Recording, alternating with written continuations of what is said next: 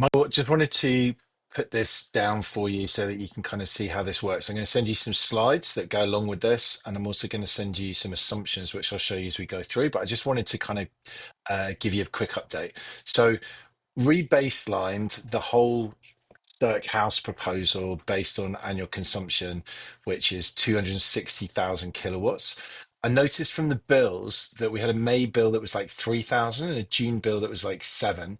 It's going to be massively helpful if we can get hold of their half hourly data. They're on a zero meter, but I don't quite know. I mean, I know how to get hold of it, but we need a letter of authority to go to the meter operators. I mean, I'm not sure about that, but it would be really helpful. So what I've done is I've put in their tariffs as they were, and I've put your proposal in here in terms of the stuff that we have from Nicola, updated with the 60 kilowatt export. And you can see if I scroll down that roughly what you were charging them. Um, Using the tariff that they're on with a 6p export, I can get their annual earnings to come in at about 35,000, which gives us a payback period of about nine and a half, not just over 9 years, right? Um, and I think that's fine. And I can show you the bills. We'll have a look at the bills and let's have a quick look at the bill now. But basically, if we just do it on that basis of putting in the hardware that's being proposed, we would expect for their bill to go from the what is now 70,000. So the usage has gone up, but we've put the correct bill day night split and the capacity charge and their standing charges in there. So their bill's about 70,000 a year, we think, but obviously there's some seasonality. And if we put the hardware in using the same day night tariff that they're on, and we then generate something from export, we get the bill down to about 34,000, right? So plus or minus, that's where that lands. And then from our point of view, what we can then do is overlay our tariffing on top of your hardware, and we can basically change the bill um, to being slightly better. Um, and I'll just show you what that looks like. So now we've got your solar battery with the flexible tariffing, which brings up the value quite considerably, reduces the payback, and increases the annual saving a lot. So if we do that, what you will see is that um, we've got a bigger delta, obviously. And I'll just show you what the bills look like. So they go from 70,000 to 18 if we put our tariffing on it. So that's kind of what we were looking at yesterday. We've now got these red, amber, green sections, and that's where the half hourly data will be really useful. And then we've got the export tariff, which is roughly the same. So what I wanted, so I baselined what you've done, and I've got numbers that are similar to what we talked about yesterday to be expected.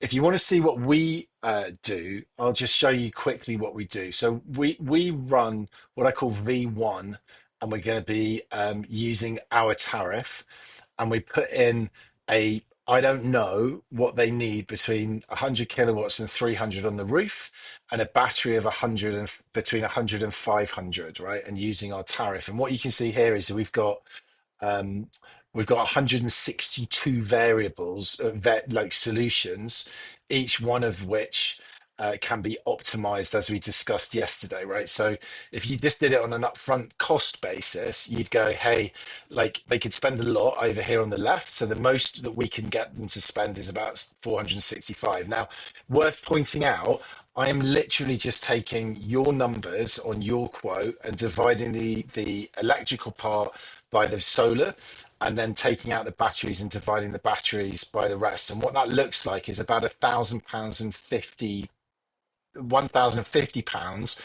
per kilowatt on the roof, and about 300 quid's worth per kilowatt of battery.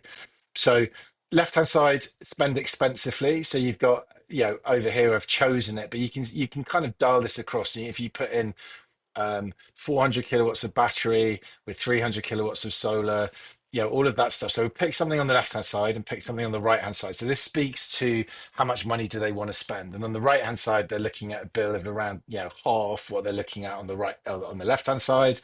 And then what we then do is we then dial that in. So we go, okay, taking the right hand side, so taking the cheaper version, We're going to say what's the optimum between 100 and 150 on the roof, and 175, um, and between 175 and 225 in battery using our tariff.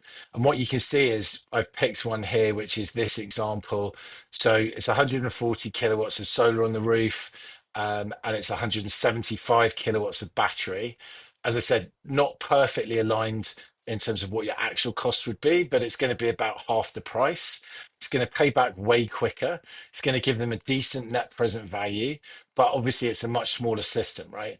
And we can go into that in a little bit of detail as to what that would look like. But fundamentally, from a bill point of view, they're basically going to get a as big a saving as we can get them on their annual billing, but they're not going to get the full advantage of spending all the money, right? So in this scenario, what we've got is we've got a bill that's going to go from 70 on the left to 26. So instead of it going to 17, it goes to 26, but it's about a 10 grand difference. And obviously, over the period which I think we're modeling this which is maybe 25 or 30 years, let me have a quick look. Yeah, at 10 grand a year, it's going to take a long time for them to be better off by spending the money. So the smaller solution is going to deliver them a faster payback, with decent savings and a very high net present value. We then take it on the right hand side and we go, well, what does it look like if we do a bigger solution? And you can see run the same analytics. The solutions kind of divide dramatically, but over here we've got a net present value calculation, and what that's doing is that's basically saying we think that this is the sweet spot here. So if I give you that sweet spot, what we're saying is that from our modeling, it's going to cost about 435, and they're going to wind up with 290 on the roof and about 435 uh, kilowatts battery. And that's going to give them the same sort of net present value, but it's costing them twice as much. But they will save more money, no doubt about it, right? So if I just show you what the bills look like, they're going to have fallen from the 70 that they're paying currently down to you know sub 20. And you can see here it's at 17. So I guess what we're saying is that in summary, our insight that we can offer you is that on the solution that you've got on the table at the moment, it's as good, yeah, as good as who cares about a grand's worth of difference on their bill that might not ever happen, and it's about right. On the other hand, if you wanted to be able, like if we were advising them, we would advise them that a smaller system could well pay back better for them than going for a much bigger system, right? So if they were, if we weren't trying to shove as much as we can on them, the low solution that we would be recommending is going to be something in the range of this, 140 on the roof with a 175 of battery, and we can tweak that a lot and go into the details on it. But that's really where I've landed by looking at this in a bit more detail. Hope that's useful.